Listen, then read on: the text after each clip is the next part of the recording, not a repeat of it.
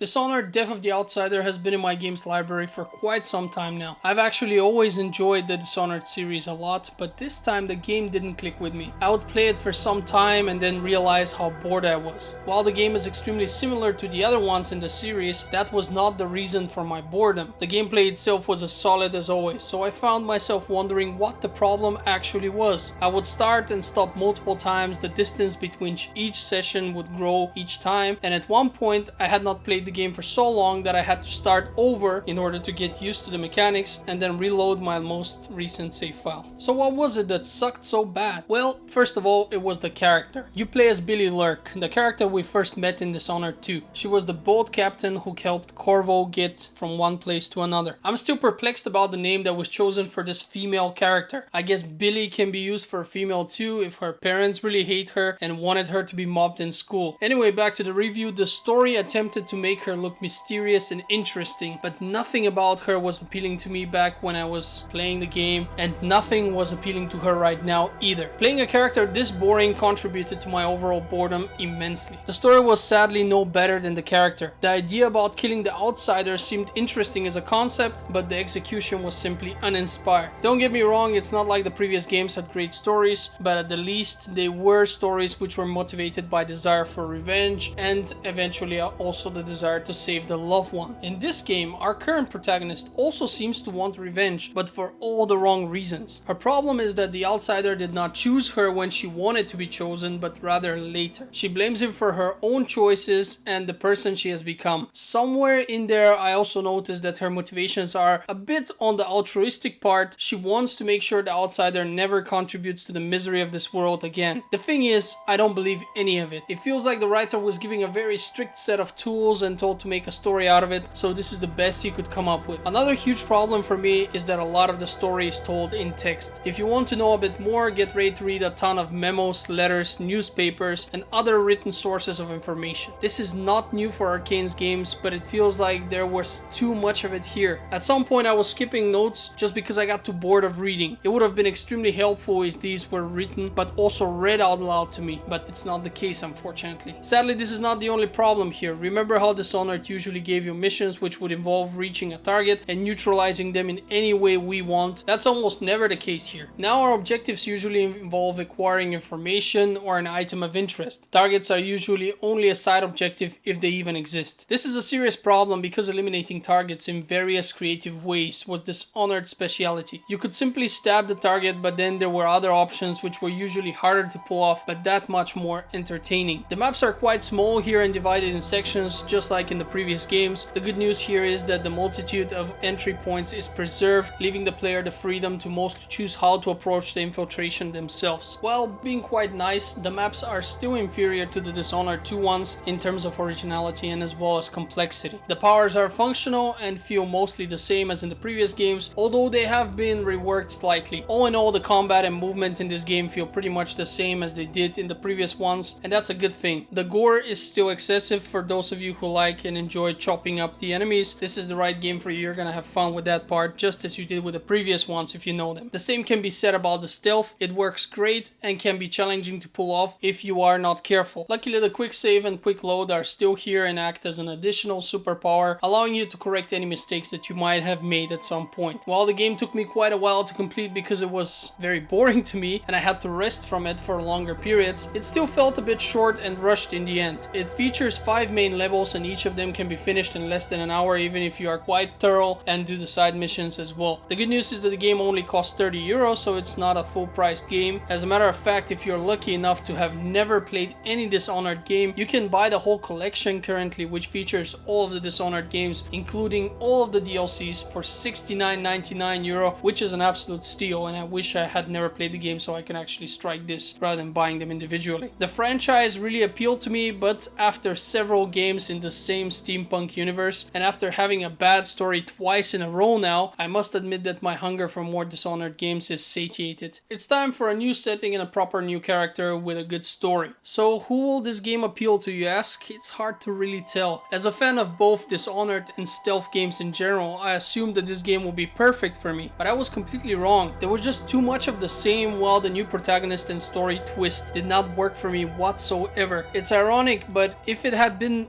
some some stupid story with Corvo Attano as the protagonist, this would have not been so bad as it is right now, or at least that's how I think it would be. So it's quite difficult for me to recommend this game to anyone, but if I had to guess, I'd say this will work well for people who have never played a Dishonored game, or for hardcore fans of the franchise who are crazy about each of these games. Everything in between will probably end up being disappointed as much as I was. So now I'm really curious, how did you find the experience with this game? Am I being weird here, or do you agree with me? Let me know in the comments section. This is the point where I have to thank you for watching my video. I hope it was informative or at least entertaining, and hope that you will check out my other ones as well. So thank you again and have a great day.